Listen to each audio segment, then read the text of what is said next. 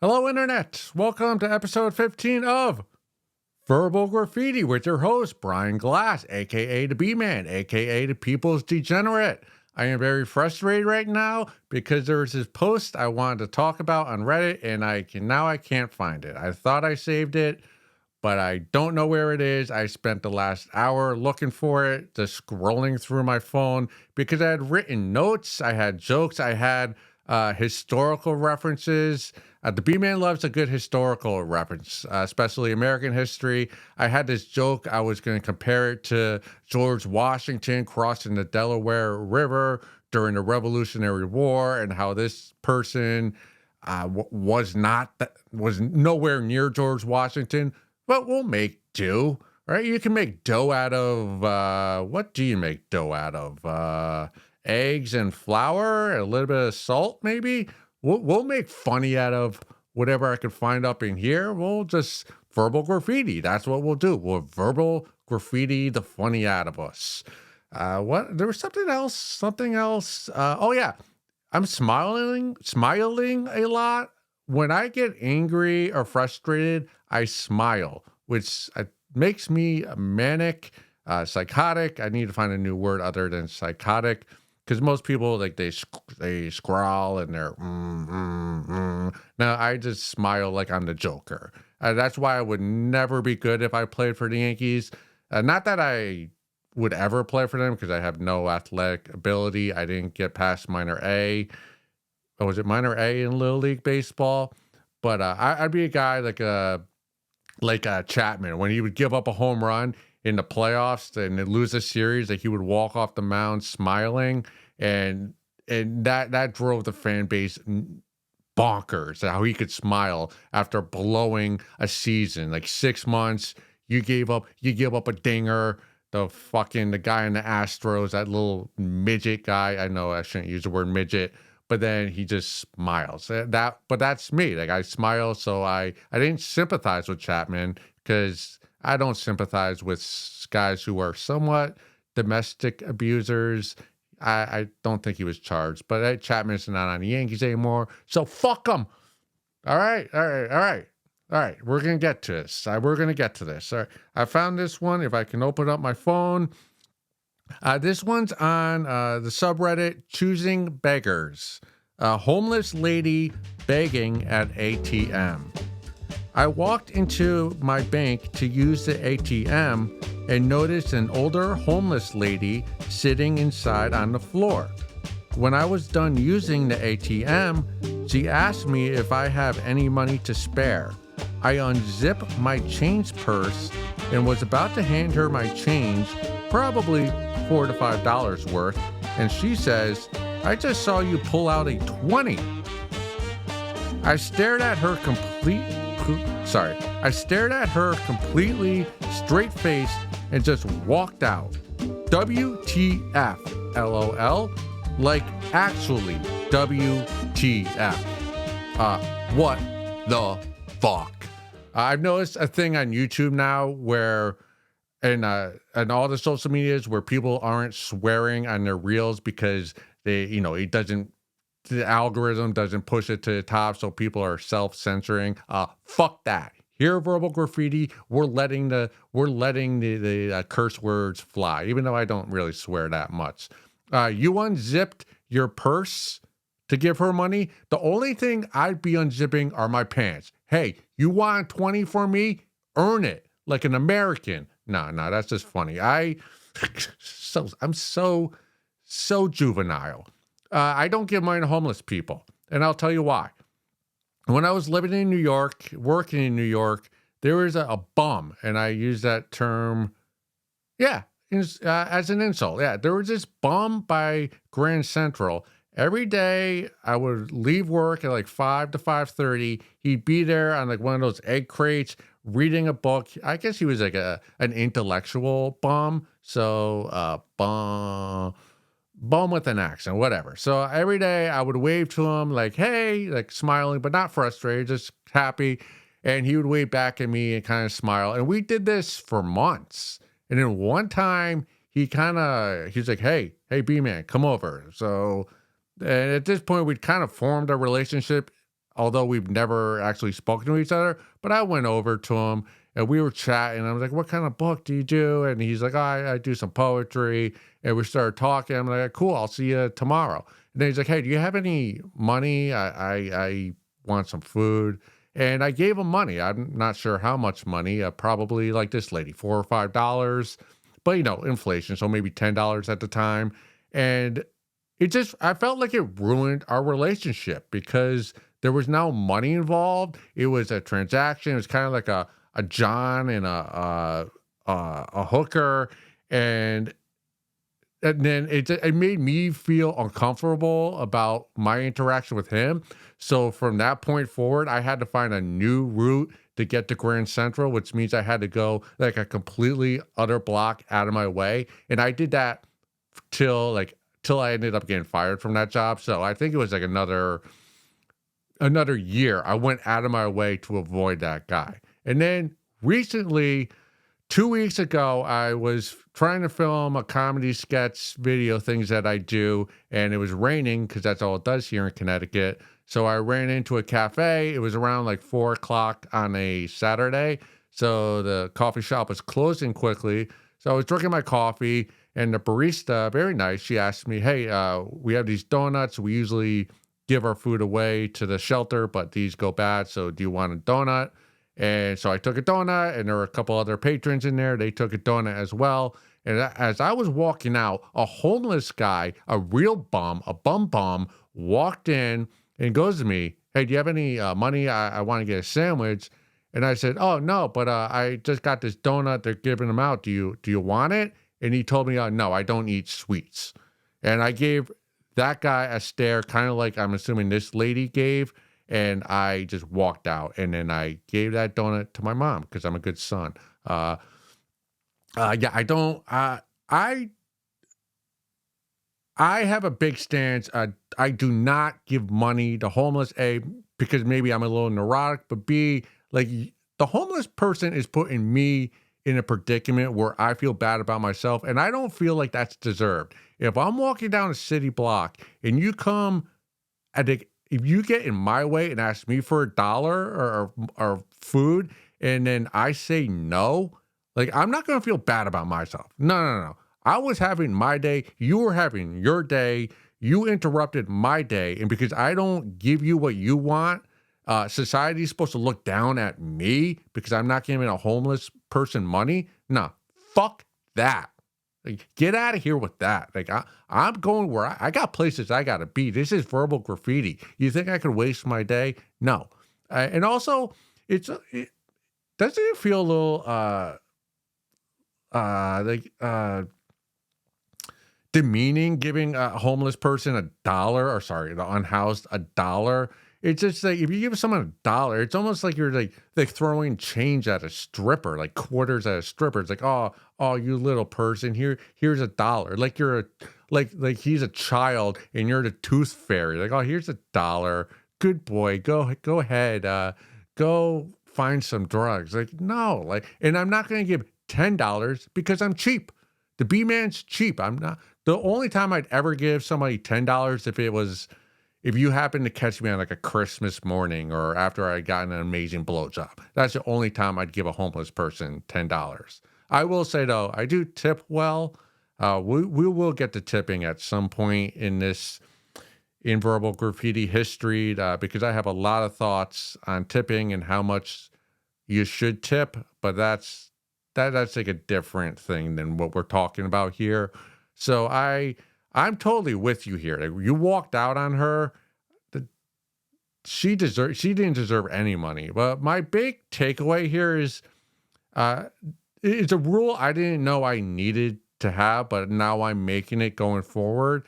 Is if you're at an ATM machine and there's a bum right next to the ATM machine, go find another ATM machine, because that bomb, and if that was a guy bomb and he had a knife on him, like he could have stabbed you to death right there.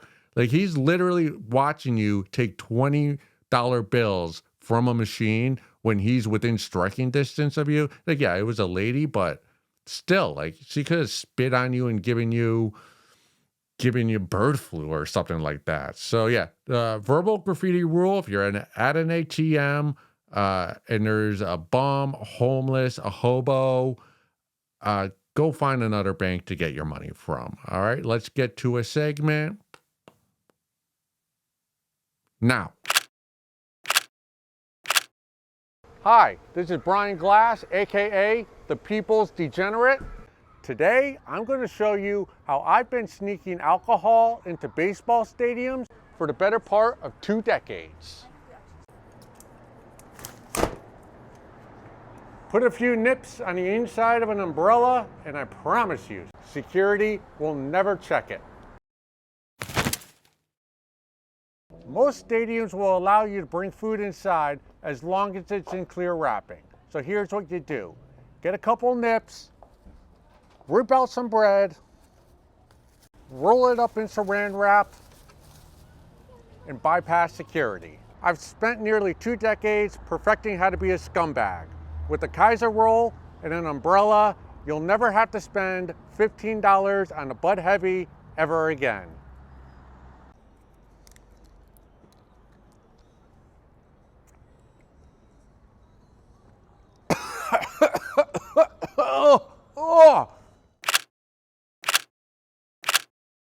And we're back. We're always back here at Verbal Graffiti, episodes every Monday, Thursday. Remember to dislike and unsubscribe. In all seriousness, share this with your top-heavy girlfriends who are floozies. I cannot believe I cannot find that post. Whatever, we'll make dough out of eggs and flour. Keep the episode going. Well, I'm not going to let you down. Let's get to this one. It comes from the subreddit. Gen Z. I do not know all the generations. Gen Z, Gen X, Millennial. I find it very confusing. I like to go with fuckable, unfuckable, young, middle-aged, old, successful, bum. That's how I separate everybody. But yeah, okay, this one comes from, Gen Z. I broadcast porn on my neighbor's TV to spoil their party. Okay. My neighbors had well thought of having a party yesterday afternoon, as they did on Saturday. Today, however, they decided to start dancing at 5 p.m. And since my parents don't know why, but they don't have the balls to say anything to them, spicy. It's not the first year they've been a pain in the ass with parties and loud music. I put on porn on their smart TV, but not straight porn. I looked for the most ambiguous gay trans porn in low resolution with the worst possible sound so as to shock their average Italian minds. They were singing Tuca, Tuca. Hearing their voices interrupted by an orgasm gave me incredible sense of satisfaction. They turned off the music and interrupted the party that had just started. From time to time, they turned the TV back on to see if the porn has gone away. But I am here vigilant, and every time they turn it on, I turn it back on again. I will remain vigilant until I go to celebrate out of a fucking house with my friends. Maybe next weekend they won't fuck around like they do every weekend. This is all, fuck around and find out. I don't know about everybody else, but porn has never ruined a party for me. Porn actually elevates a party when the B-man is there. Maybe this is a family party, but it's different. But if the way I view this, you're the asshole. You're the one who's got their panties up in a bunch. I mean, it's 5 p.m. on a Saturday. Can you really be upset if your neighbor's playing music at 5 p.m.? Yeah, I understand it's frustrating. As someone with misophonia, it's very frustrating. So I do empathize with you, but just get some noise canceling headphones or go get dicked down by some hot guy at that party you're going to go to next week.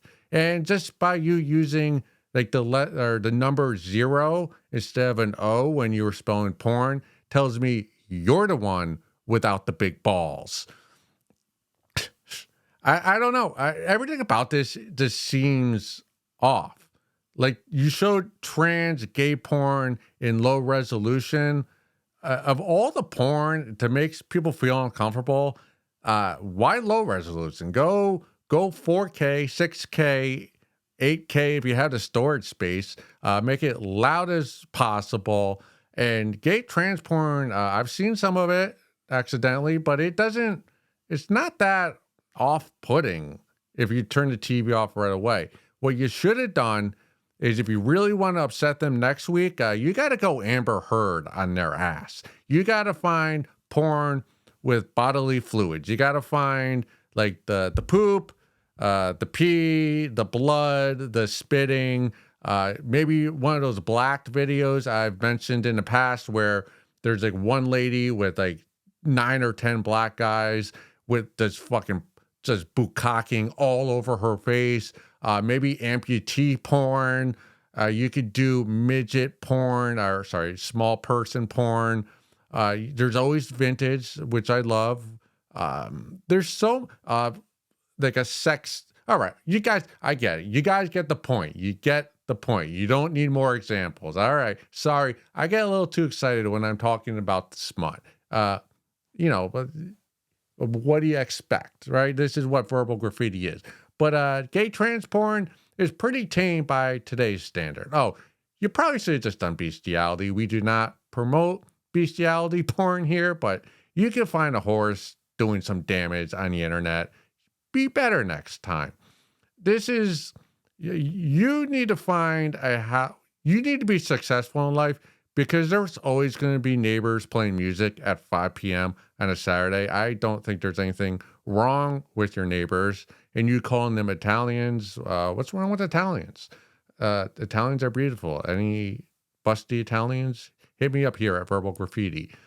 You need to be successful and make lots of money so that you could buy a house with lots of land so your neighbors are not close. Because what your neighbors are doing here, it's not excessive. It's not being a bad neighbor.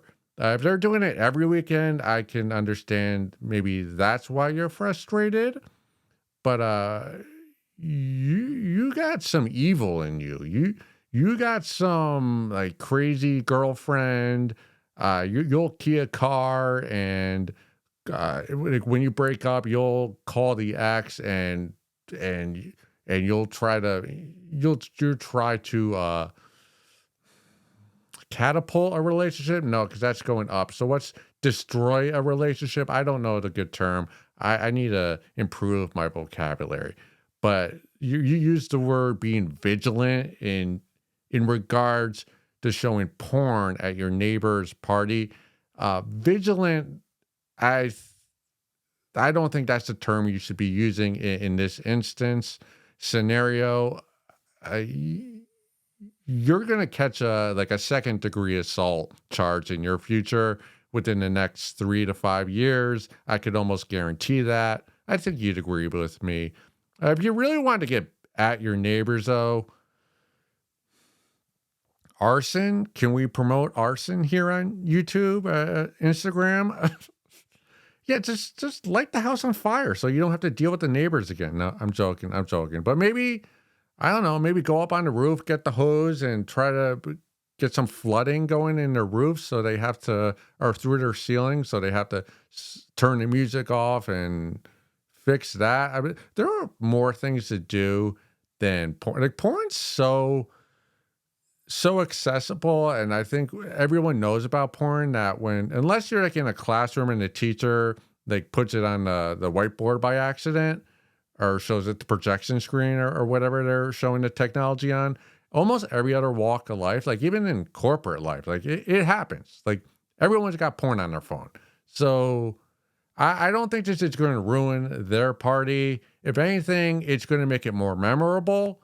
Like years from now, they'll be like, hey, remember the ghost TV that always turned on the trans porn? Do you still have that? Can I like borrow that from you? Like that's what they're going to make jokes about that. You're just enhancing their party vibe. So thumbs down to you. You're a wet blanket party pooper. Drink some alcohol, go fuck some guys, like learn how to have fun, and buy a big house with no neighbors. Till next time, go suck a fat one.